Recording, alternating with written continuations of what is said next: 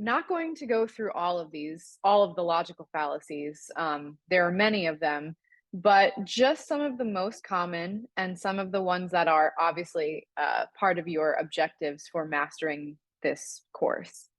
So what I'll just quickly remind everyone is that we are looking at examples of what not to do in making arguments. And why are these examples things that we should stray away from? It's because whenever we are engaged in dialogue, debate, argument, we are always aiming at the truth. We are always aiming at clarity, expanding understanding, and getting at the truth of things. And these fallacies are ways of obstructing that goal of getting to the truth. Sometimes they are done intentionally, so they're done on purpose in order to, win an argument or force the other person to lose the argument, or they're done unintentionally because we just, either we don't know better, we make mistakes in reasoning all the time, we're only human, or we pick up bad habits from teachers around us. So what are the types of logical fallacies that we are wanting to avoid making, but identify when they're being made to us? The first one is the ad hominem attack. So this means in Latin, to the person. It's the attack on someone's character. So whoever is making the argument, instead of looking at what they're saying and deconstructing the content of their argument, you instead make an attack on their character or their reputation, their circumstance, something having to do with them. So one example is if someone is giving, business advice to someone else and they respond with, "Why should I take your business advice? You didn't even finish college." So how is this an ad hominem attack? This person is insinuating that just because the person giving them advice didn't finish college means that they could not possibly have good business advice. This is a fallacy because the person's advice could be very good advice. Maybe they are an excellent entrepreneur, despite the fact that they did not finish college. So just because they didn't finish college doesn't mean that their advice is bad. So this is the ad hominem attack. Next common fallacy is the slippery slope. So this is when we refute something on the basis that it will lead to an undesirable outcome without good justifications that it will lead to that outcome. So for example, we can't forgive student loan debt. If we did, they'd never learn how to borrow responsibly and they'd expect to be bailed out again later in life. We'd also have to forgive all debts everywhere. So this is an example of the slippery slope fallacy because you can see that this one act, forgiving student loan debt, somehow has led to a much more like we have to forgive all student loan debt, or we have to forgive all debt everywhere. So not only does the one not necessarily lead to the other, but there is no good justification why it would. And it doesn't focus on the reasons. It doesn't focus on valid reasons why we shouldn't forgive student loan debt or the thing in question here. So this is a slippery slope. Next is the post hoc ergo propter hoc fallacy. This is Latin for after this, therefore because of this. So this logical fallacy happens when you assume that one thing is the cause of something that followed it. So just because it happened to precede it. So in other words, something that happens before something else is not necessarily the cause of that thing. You may have heard the term correlation does not mean causation, and that's very similar to this. So here's an example. I played a great set after having a few beers. So drinking before shows must be the key to giving a good performance, right? This is a very pernicious fallacy, and one that happens, I think, in the arts industry a lot.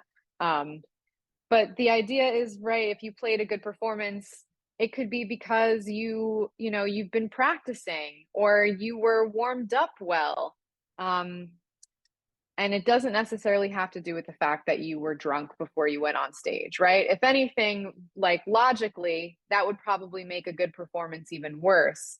So it's a fallacy to think that this is somehow the cause of your success for your performance. All right, and the next fallacy we're looking at is the straw man fallacy. This is when you misrepresent or create a weaker version of an argument in order to make it easier to refute. So you manipulate what someone is actually saying to change its meaning, make it easier to refute. So an example is if one person says, our country needs stronger gun control legislation. And the second person says, well, stripping citizens of the right to bear arms is a direct violation of our Second Amendment rights. So if you look at this argument closely, or if you look at this response closely, you can see that the second person isn't really responding to the content of the first person's argument.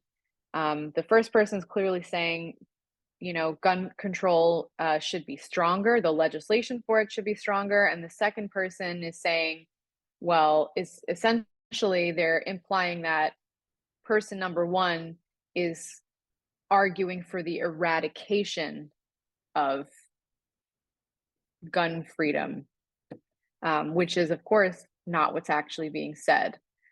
So it makes it, by mischaracterizing the first person's argument, it makes it easier to refute because it looks like it's saying something that it's not really saying.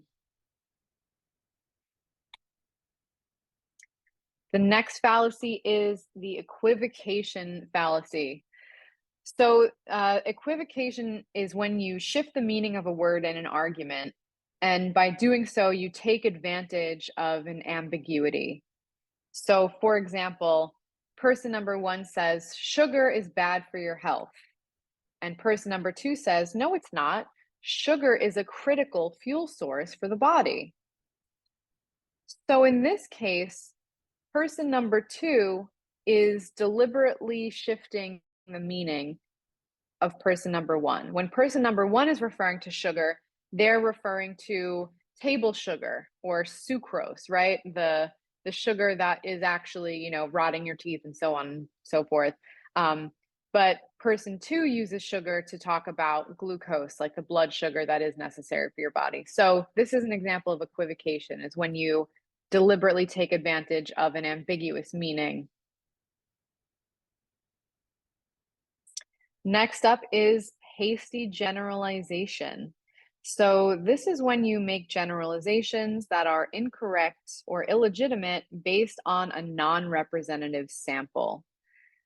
So a non-representative sample here could be a sample that is too small to represent the entirety of what you are generalizing, but not necessarily. It could just be that what you are, the sample that you have is not complex enough to speak to the group that you are trying to make a generalization about. So, for example, a little astrology humor here.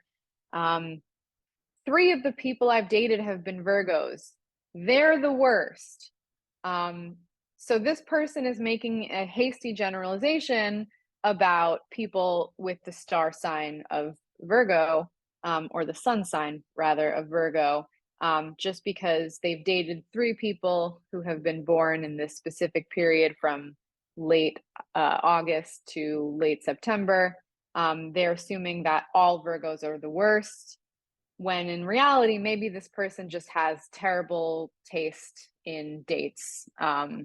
So, hasty generalization here. Virgos are actually very great, speaking as one myself. Finally, we have the red herring fallacy. So this is when you introduce something irrelevant or change the topic of an argument completely. And this really just creates a sort of apples to oranges situation where we can't even speak to each other anymore because you've just introduced something that is nonsensical and throws us off track.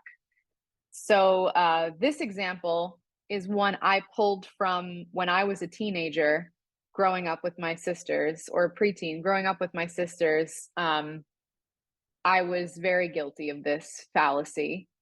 So my sister would say to me, "Hey, you're wearing my shirt without my permission, and that's not okay."